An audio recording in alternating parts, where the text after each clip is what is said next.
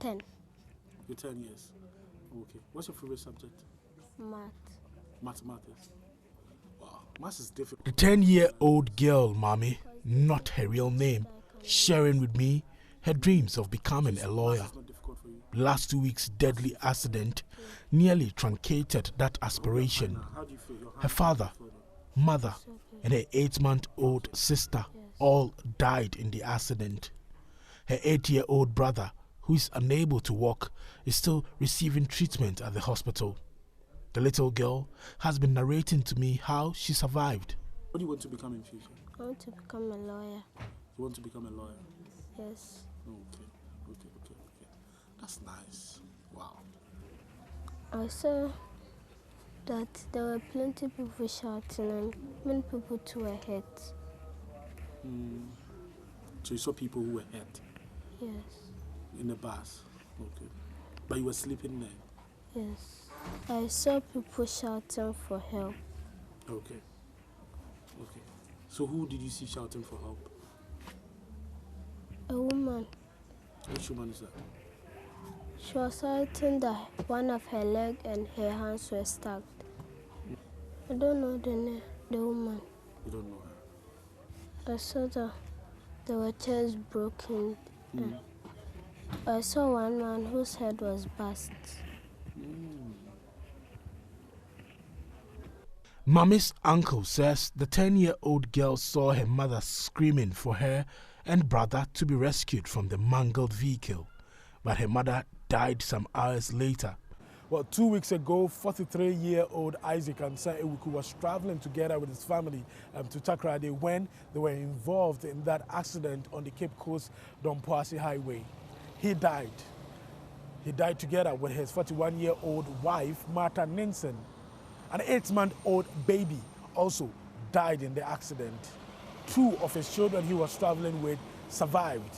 One of them is here at the accident in the emergency center here at the Kolebu Teaching Hospital. Mommy's brother lies on a bed at the accident and emergency center of the Kolebu Teaching Hospital as his 8th birthday approaches this Sunday. I'm told his father had already started making preparations for the celebration, but now he's dead. The 8-year-old boy is unable to walk for now. He had to undergo surgery on Monday. Brother of the deceased, Michael Nyakon Asare, says the family is unable to break the news to the 2 surviving children. They are very attached to their parents, very attached to their parents, because my brother I always talk to on phone and in person, and it's like he didn't have the best of educations and all that, so he's going to make sure he would go to heaven and earth to, get his kids the best of educations, and he's very close to them. I've paid them a visit a few times, and you don't need anyone to tell you they are very attached to their parents, very attached to their parents. We haven't been able to break the news to them. It will be the job of a clinical psychologist to be able to take him through counseling and stuff. We will do our best, but then, there are people who can do it better. So we haven't broken the news to them yet. No, we haven't. But we intend to do that before the burial of their parents. But then we will need the help of a clinical psychologist too. The girl was conscious. She wasn't unconscious, so she probably saw, because the other time we were trying to lie to her, tell her a lie by telling her her parents are alive and they are just in a bad situation, just like Adom is. And they are in they are in an adult ward. So when she's fine and everybody's fine, they will see them. She told us point blank that I saw mommy. Mommy is not in coma. Michael saw the remains of his brother, his wife, and their 8-month-old baby at the morgue. It was very bad. Very bad. I mean, half of his head from the side, one eye, the cheek, and the scar was broken. You could, upon arriving at the mortuary, you can see his brains, so no one could have survived that. A few broken bones, and then the wife too had, I think something went through her head.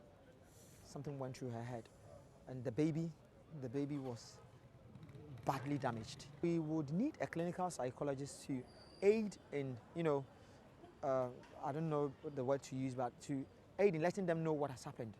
because they have to come to terms with it, whether we like it or yes.